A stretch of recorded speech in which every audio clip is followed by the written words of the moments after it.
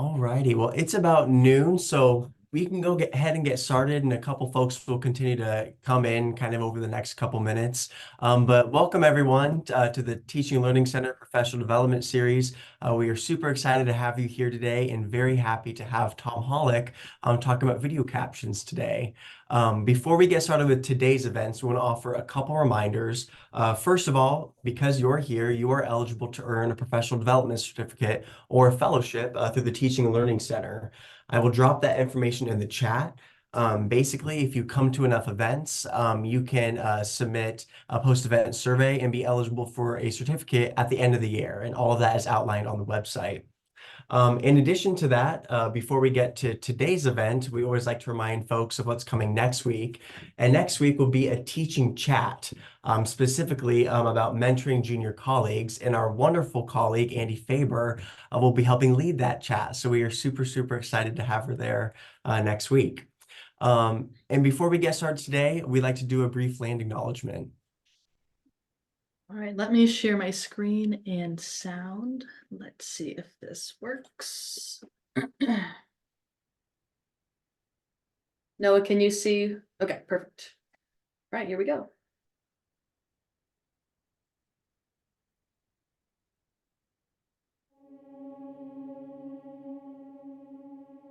As the first land-grant institution established under the 1862 Morrill Act, we acknowledge that the state of Kansas is, historically, home to many native nations, including the Kaw, Osage, and Pawnee, among others. Furthermore, Kansas is the current home to 4 federally recognized native nations: the Prairie Band Potawatomi, the Kickapoo Tribe of Kansas, the Iowa Tribe of Kansas and Nebraska, and the Sac and Fox Nation of Missouri in Kansas and Nebraska. Many native nations utilize the western plains of Kansas as their hunting grounds, and others, such as the Delaware, were moved through this region during Indian removal efforts to make way for white settlers. It's important to acknowledge this, since the land that serves as the foundation of this institution was, and still is, stolen land. We remember these truths because K-State's status as a land-grant institution is a story that exists within ongoing settler colonialism and rests on the dispossession of indigenous peoples and nations from their lands. These truths are often invisible to many. The recognition that K-State's history begins and continues through indigenous contexts is essential. Please remember These truths, because we still remember.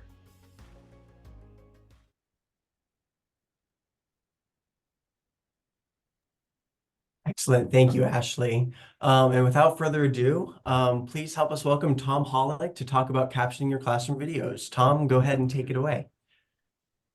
Thank you, Noah. Appreciate it. And I'll just add a little pitch in here to your earlier pitch. Last year, I was going through the program to be able to become a TLC fellow. So I successfully did that, and this is my first chance to be able to present as a TLC fellow. So thank you for having me here today, and to all of you who are joining, thanks for jumping on and jumping in here and joining the fun. I'm hoping that I will share some valuable information with you, and along the way, hopefully it'll be a little bit interesting to listen to as well. So I've got a PowerPoint that I'm going to share, so I'm just going to jump into that and dive right in. I do want to make sure that everyone who would like to is seeing captions. So since we're talking about captions today, I want to make sure that everyone can see captions. If you're not, I can turn captions on through my Google Slides, but captions should be available here on Zoom. Is anyone not seeing captions that would like to?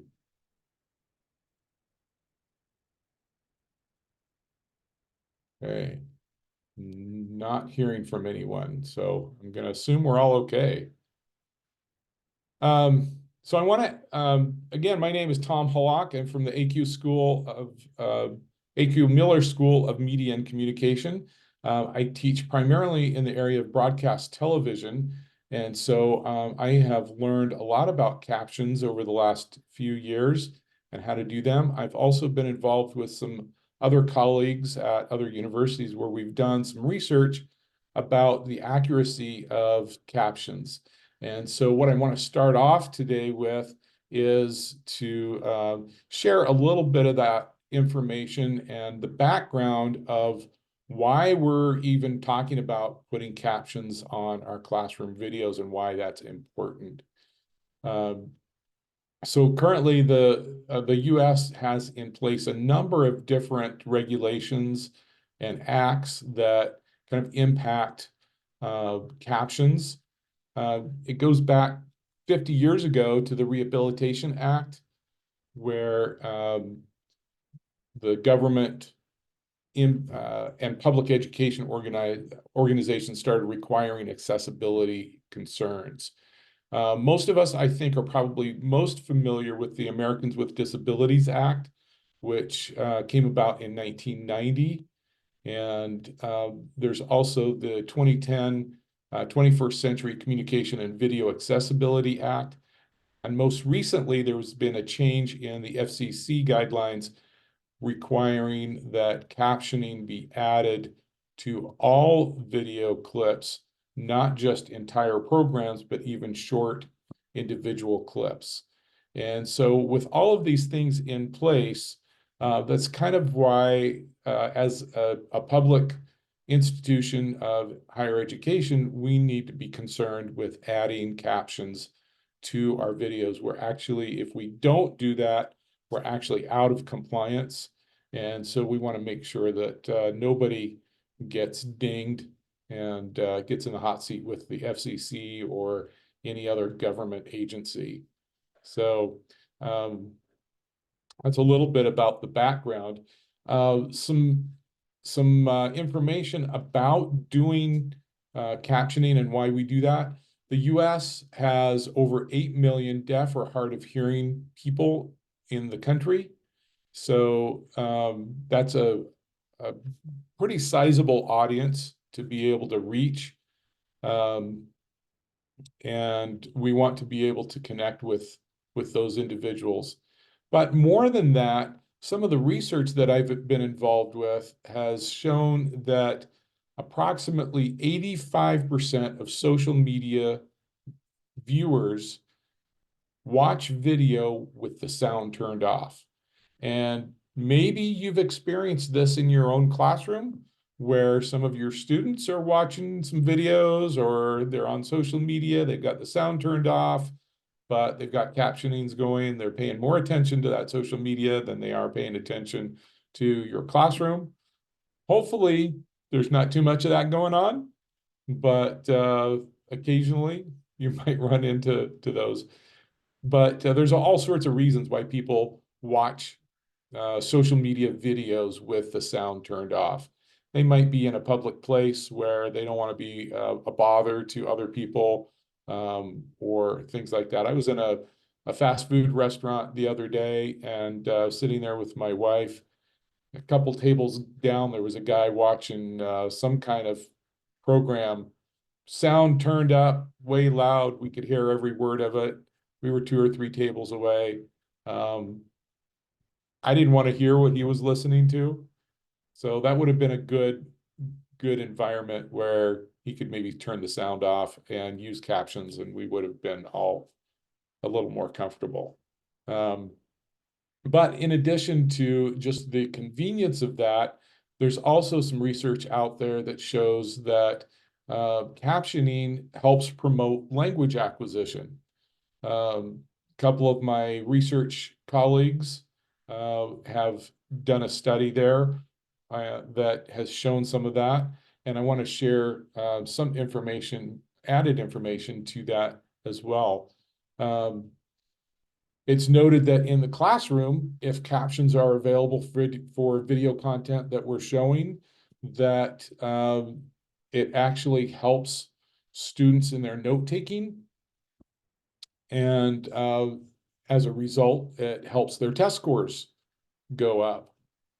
There was a study back in 1994, so it's a little bit old now, but I think the results are still relevant, showed that students that are watching captioning retain more information than if they're just simply listening.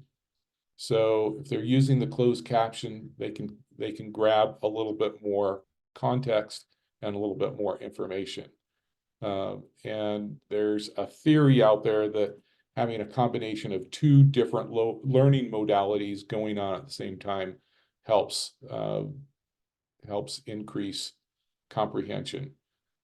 So, but if you get too many, they're saying if you add a third modality in there, that's probably a little overkill and might not work as well.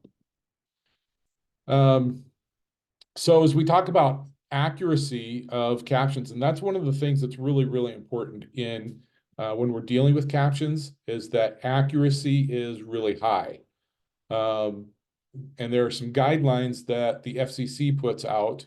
I'm going to jump clear down to the bottom of this slide. Right there in red, you'll see that the industry standard for accuracy is 99% accuracy. And that's what we're aiming for. So oftentimes you'll hear, oh, captioning is 95% accurate or 93% accurate.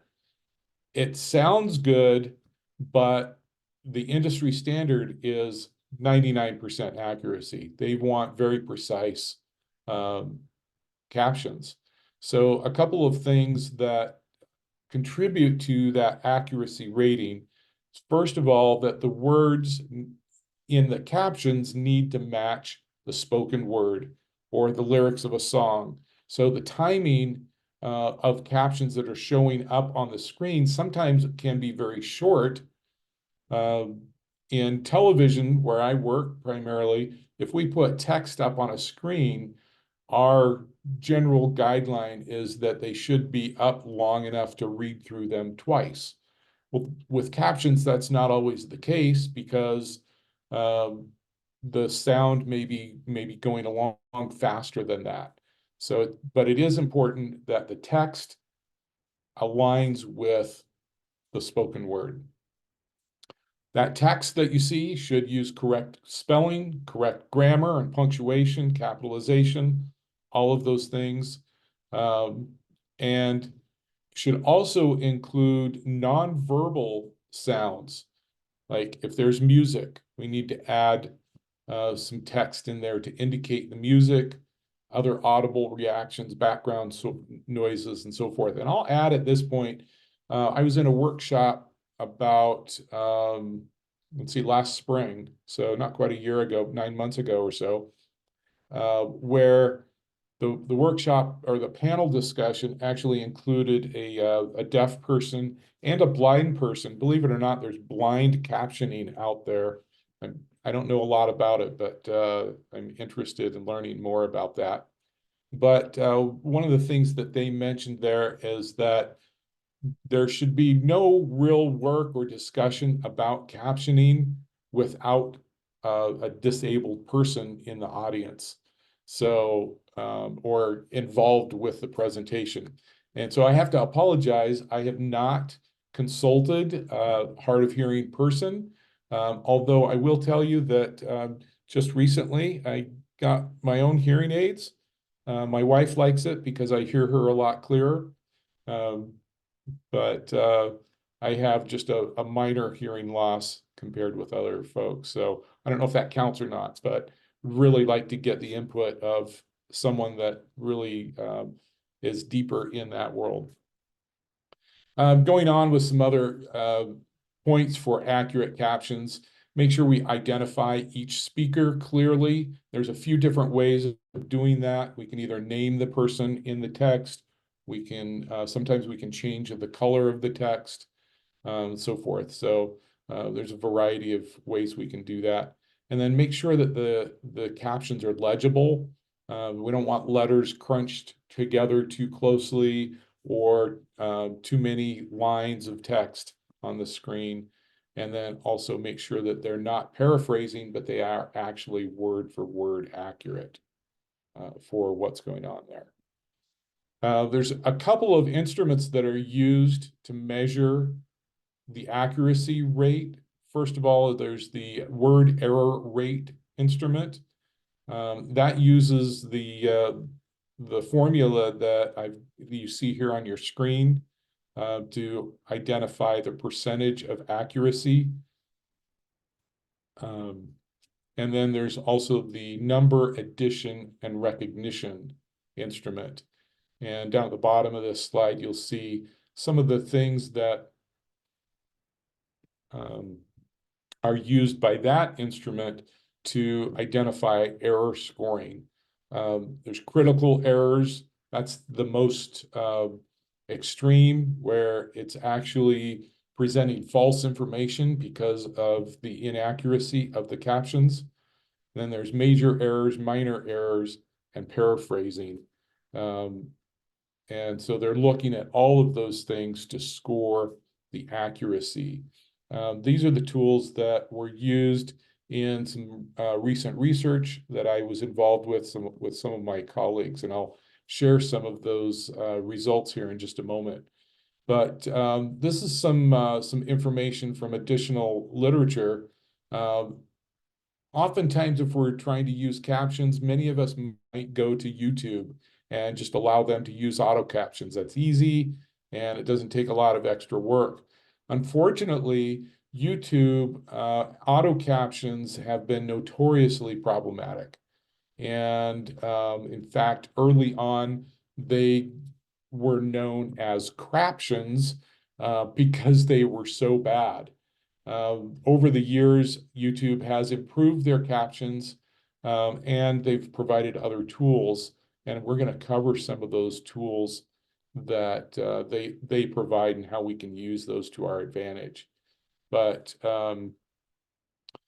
some of the things the problems that YouTube captions have had, they've averaged about 2 errors per minute. That's not a very good rate when we're trying to aim for a 99% accuracy. And it also struggles with accents in the English language. So as we all know, that just within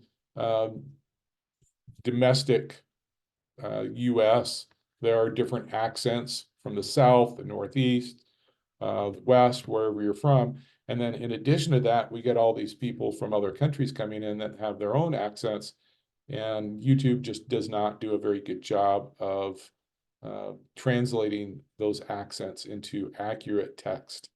There is a book out there that might be of interest to some of you if you're interested in learning more, called Reading Sounds, Closed Caption Media and Popular Media. Came out in 2015, so it's almost 10 years old now, but some good deep dive into how to deal with captions. So here's some of the results that we found in our study for captioning quality. We used the Flesch Reading Ease score to identify text read at different grade levels. So we went clear back to grade 5 and then had different similar texts all the way up to graduate level and professional level text. And over on the left side of this table, you can see the score that aligns with each of those grade levels. And you'll notice that as the grade level or complexity of the text increases, the score decreases. And that's typically what we found in our specific research. We found that at the 4th grade reading level, there were 97% or higher for 3 of our 4 texts that we had read. This was specifically for TikTok captioning. We've gone through and tested captioning for a variety of different social media outlets and platforms. So the 4th grade level, pretty high. As we increase in reading level, you'll notice undergraduate reading level, there was a score of 6% or higher. That's not very good. But ironically, the graduate level reading samples actually decreased the error error rate over the undergraduate. That was kind of a unique finding that we experienced in this research. All right, so most of you are here to learn how to caption your own videos or how you can improve. So let's talk a little bit about how YouTube uses captions and how it interprets caption files. So with YouTube, they do allow you to upload your own captions and override the auto captioning option that's out there.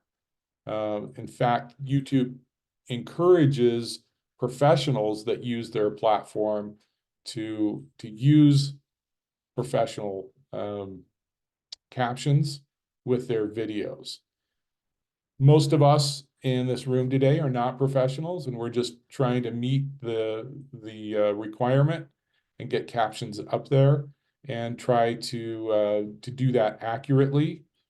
So what we want to do is we want to use what's called an SRT or a subrip file type. It's got the .srt extension to them. And that's a real basic type of caption. That's if you're seeing the captions here on Zoom, that's more than likely an SRT type of caption file. Just very simple, not really elaborate. And you'll see an example over on the right-hand side of the screen right here of what that looks like in a text file. And this is like a text editor, not Microsoft Word, like a word processor, but literally a text editor. Very, very simple file. And what I'm going to do in the next slide is kind of break down what you're seeing here in this example. So the first thing that we see is the number that identifies the counter, the numeric counter of the captioning window. That's important for the SRT file to identify. Once it uploads, you'll never see this in the captioning, but as it translates into from a text file into captions, that number there is important. The second thing that you see there is what's called time code. Time code is a timing mechanism for videos that is broken down into hours, minutes, seconds, and milliseconds. So it gets very, very precise. If you know anything about how video rolls and how we watch video, we're actually watching 30 frames of images per second. And so the time code identifies each individual frame within that video, and it's used for a lot of different things. In this instance, we're using it for captioning windows to identify when the captioning window appears and when it disappears. So you'll see there the timing written in that format, hours, minutes, seconds, and milliseconds, and note that in between the seconds and the milliseconds, it's a comma, not a colon. And so as you format your own time code, that'll be important for you to know. The third thing is the text itself. And you'll notice that it begins with 2 carets and then the individual's name. This is more of an accommodation feature that's kind of a extra. But if you have multiple people speaking, this is very helpful for those who need the captions in order to identify who it is that's actually speaking. You can identify them by name. You can identify them by speaker 1, speaker 2, whatever. This is how you would do that. Put their name in all caps and then a colon. And then followed by the text itself. And then following that block of information, it's important that you put a blank line so that the file knows to end the window and begin a new one. So I see a few people madly taking some notes. If you would like, I'm happy to share this presentation with you. So you can just email me and I'll send this back to you if you want. Hopefully, so maybe you can slow down your note taking if that's helpful for you.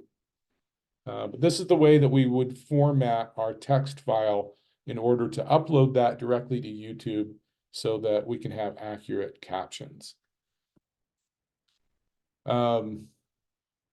So kind of going back to the YouTube captioning, the auto captioning, as I said, it's based on speech recognition, which may or may not be particularly accurate. And as a result, auto captions could potentially misrepresent what has been spoken because it doesn't translate the information accurately. So whenever you upload a video to YouTube, you want to take the time to go back and review the captions, the auto captions, and make sure that they have been transcribed properly. If they have not, YouTube does allow you to go in and edit. So you don't have to upload your own caption file per se. You can just go in and edit the auto captions that have been created. And down on the bottom here, I have 5 steps for how you can do that. You would sign into YouTube Studio. And that's the portal from YouTube that allows you as a creator to upload your videos and work with the different videos that you've uploaded. Once you've signed into the YouTube Studio, over on the left-hand side, you're going to see a menu. One of the menu options there is subtitles. So you'll select subtitles and then you'll choose the video that you're going to work with. And under subtitles, you're going to see the option for more, or you're going to see those 3 dots. You can select that and find the more option next to the subtitles that you want to edit. And then that'll open up the window there that'll allow you to edit, remove, change whatever you want to do to those subtitles. And then make sure at the end, this step isn't listed on here, but very important to save. So save your work and make sure that it's accurate that way. Here's some other guides for putting your own captions in here or editing your captions. Remember that auto captions only capture the dialogue, so they're not going to have any information about the other sounds that are going on. If there's music, especially if that music helps to set the tone for the message that's being communicated or anything like that, there's going to be no information like that through auto captions. So that's a good reason to go in and either edit your captions or create your own. When you're creating captions, you want to limit your captions to about 32 to 35 characters per window and limit it to 2 lines. If you go over and do more than 2 lines, then it's going to get a little too bulky, and the likelihood of it covering up some essential information that's in the video itself is very high. We've already touched on the issue of indicating when a speaker changes, so make sure you do that. And then remember that less formatting is better. I've seen some people, especially in the video production world, and especially early on, I've seen people who really get fancy with their captions, different colors and things like that. The best captions are very, very simple. Most of the time, you'll see them as white text over a black box. And that makes it easier for people to read.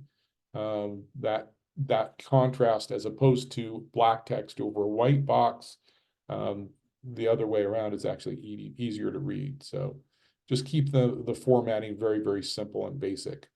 And the SRT captions that we talked about, the very basic types of captioning, they're usually dropped in the bottom center of the screen. That's their typical location. It's important to keep in mind so that as we are presenting information, if it's through a slideshow like this or other video or whatnot, we want to make sure that the captions are not covering up any essential information that would be missed. In the television world where I work, we often use a name identifier for people. We call it a lower third graphic because it appears on the lower third part of the screen. And it's not uncommon for captions to cover that up. So with professional video editing programs like Adobe Premiere that I use, you can actually move a caption window if there is some essential information at the bottom center of the screen. For a moment, momentarily, I could move the captioning up to the top of the screen or some other location. But the standard location for that captioning window is just bottom center. And earlier I mentioned this panel discussion that I attended. And one of the individuals on that panel, this is a quote from her. She said, "If it's a sound I've never heard before, that I'm not familiar with, it's hard for me to understand. So simply using music with notes doesn't tell me much." So keep that in mind as we go about creating our captions and including that additional information about sound. If we're going to add something in there about the music, it would be best for us to include a short description of what type of music that is. And if is it a fast-paced music? Is it slow? Is it classical music? Is it country and blues, or whatever it is? So a brief description of what type of music that is really is helpful. Lastly, I want to give you some resources where you can go get some additional information.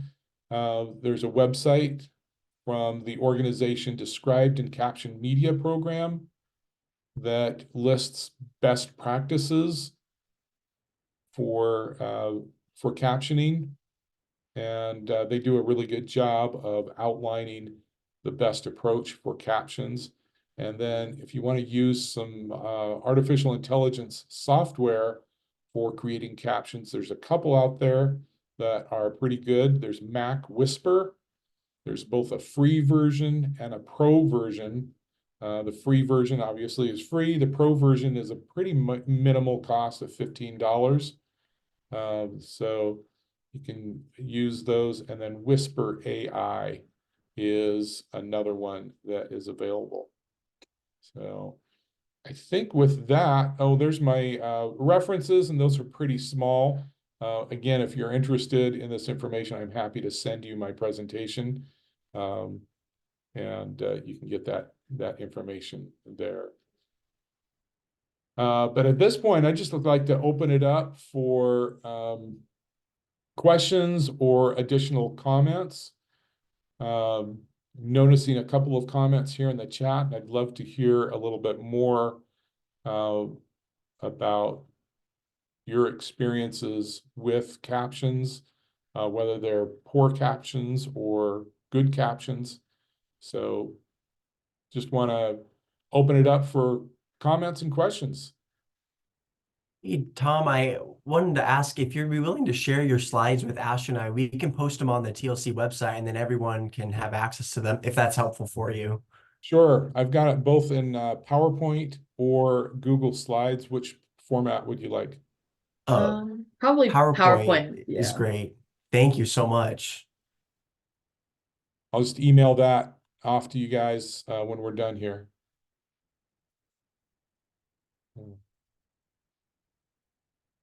Any other comments or questions? Yeah, I'll add a comment.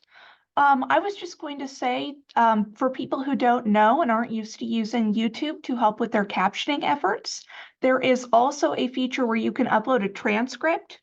So if you are uploading a class video where you've been reading a script that you wrote, you can upload your script into YouTube and it will match that text up with the audio, essentially creating an SRT file for you. And that can make the improving your captions so much easier when everything goes in with good grammar, good spelling, exactly phrased how you want it to be phrased and how you said it in the video. It can make things much easier, much faster if you happen to be using a script and happen to be using YouTube.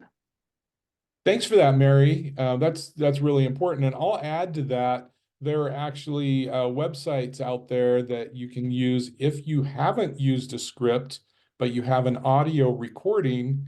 You can upload the audio and it will transcribe it for you.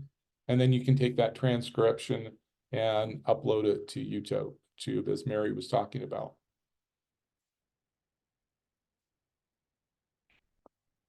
Krista is asking in the chat if we wanted to caption in 2 languages, what program will create a standalone on-off option for switching between languages? Oh, that's really good. I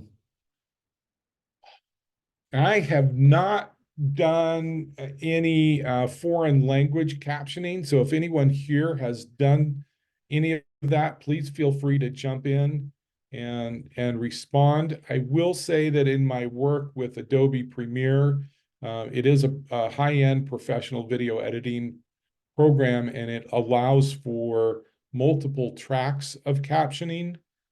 So that is one option that you could put in, one track of language 1 and another track of language 2. Scott, I see your hand up. Yes, there is in that same YouTube Studio subtitle menu that you described earlier, there is a add language option in there, and you can check multiple languages. Okay. And then one other, oh, sorry, go ahead. No, go ahead, Scott. I was gonna say one other thing I wanted to add while I had my mic open was that one of the reasons that we in IT often recommend YouTube for this solution as well is because of that edit button you mentioned. I just want to highlight that it's actually quite uncommon for other captioning tools to give you an edit button and let you edit the caption right there in place and then just save it. In almost all other cases, you have to download their SRT file, make edits, and re-upload it. So I just want to highlight that to me, that's another advantage of doing it through YouTube. Yeah. Awesome. So the second half of my question actually has to do with how to get the video, for example, into Canvas with the functionality of turning on just the Spanish captions if that's what you need. Yeah. We had been running it through MediaSite, which obviously is X currently, but MediaSite can't handle doesn't do that. So we had made a Spanish transcript, but it seems to me that, especially as a foreign language speaker, the audio is only going to be in English. And so having to trudge through a Spanish or vice versa, right? If I decide to put the Spanish captions on as the options that come on and off, and I, as an English speaker, want the captions, how do I? So what I want is how I get not an MP4, obviously, because that requires burning a caption on, and I can't burn them both on. So how can we do that? Is there a way? So with the high-end editing programs like Adobe Premiere or Final Cut Pro, they actually export a separate file. So you export your MP4 file out as the video, and then there's it recognizes the captioning track within your workspace as a separate file. And then you have to upload both of those files, and they get married together in the display. So will Canvas do that? Because we started actually in Camtasia, and Camtasia will do that, but they make you have a vessel, and then you have to store all that stuff on Camtasia's site. And we went through MediaSite because K-State already had agreements with them. So can I put just the MP4 and 2 sets of captions into Canvas and have them play right? I'll be honest with you, I am not familiar with that option because like I said, I have not done much with foreign languages. So you can add multiple files in Canvas as well. You mean So 2 copies of the video? So no, if you're uploading like an MP4 directly into Canvas, then it will ask you about closed captioning and you can add multiple languages there as well. I I'm good. will send you an email and have you walk me through that because we just re-uploaded all of the MP4s for 40, actually closer to 70 hours worth of training. And I have never seen a place where it asked me about the closed captions because we've got all the closed captioning files separate from the videos. But I will email you and set up some time to figure that out. I put a video in the chat, and this was also in the announcement today on video resources. There's some links that might be helpful. I'm going to go ahead and include the teaching and learning page on video resources. Thanks for that, Trina. Thank you. It's a collaborative effort here to get through all this information. I love it. So, any other questions or comments? I just wanted to make just a general comment. Being a CODA, I understand the frustrations oftentimes with errors and just captions that are not up to standard. So I really appreciate you going through what those standards are. You know, things like punctuation and things like that really make a big difference when you're trying to read the captions. And I don't know if y'all have tried to just read those automatic captions and then, you know, without the sound, it can be kind of tricky occasionally, just even trying to figure out where one place stops and one place begins and things like that. And it can get, it clears up a lot of the confusion when you use that standard captioning. Thanks for that input, Natalie. Is there any essential information that I have overlooked in my presentation? No, I thought you did a good job with that.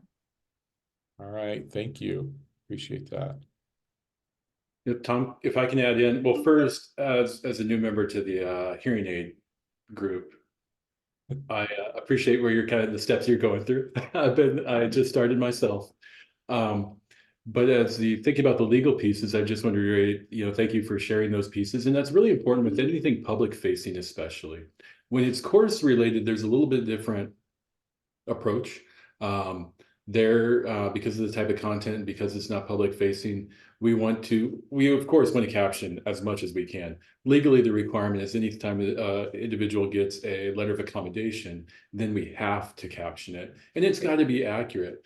And I think, but there's that gray area if it, especially as we produce a lot of content. So I welcome any questions folks have about captioning to our office in regards to kind of the legal requirements and people with disabilities. We'd be happy to chat, Natalie and myself.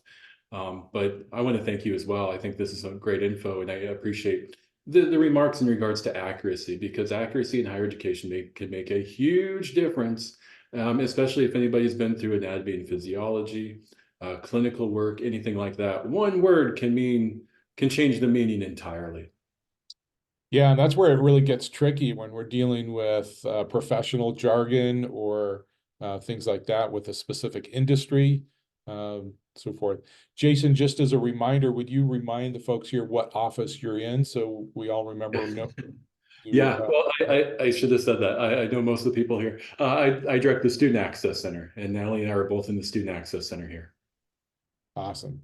Thanks. I was going to ask Natalie to explain to describe what a CODA is. What does that acronym stand for? Oh, I apologize. Child of deaf adults. So both of my parents are deaf.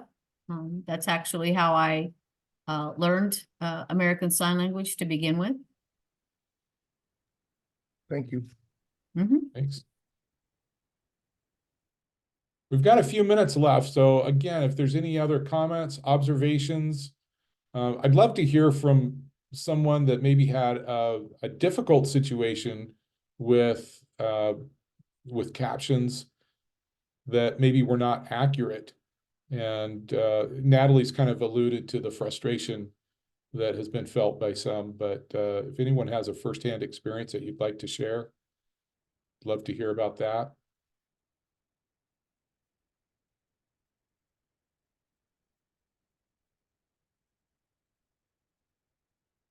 don't see anybody jumping in on that. So again, thank you for being here today. Thanks for sharing your input and for listening to me. I will go ahead and share my my PowerPoint presentation with Ashley and Noah. And so they'll make it available through the Teaching and Learning Center. But if anyone else wants to send it to me or me to send it to you directly, I am putting my email address in the chat, and just send me an email. I'll be happy to fire off my presentation your way.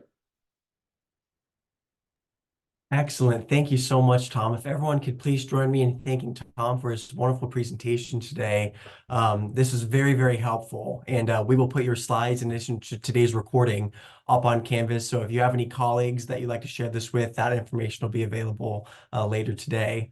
We'll remind you that we have a post-event survey. If you're working towards a TLC certificate, you can go ahead and complete that. Other than that, thank you all so much for being here today. We'll stick around if anyone has any questions, but have a wonderful rest of your Wednesday. And thank you again, Tom. You're very welcome. Thanks for having me.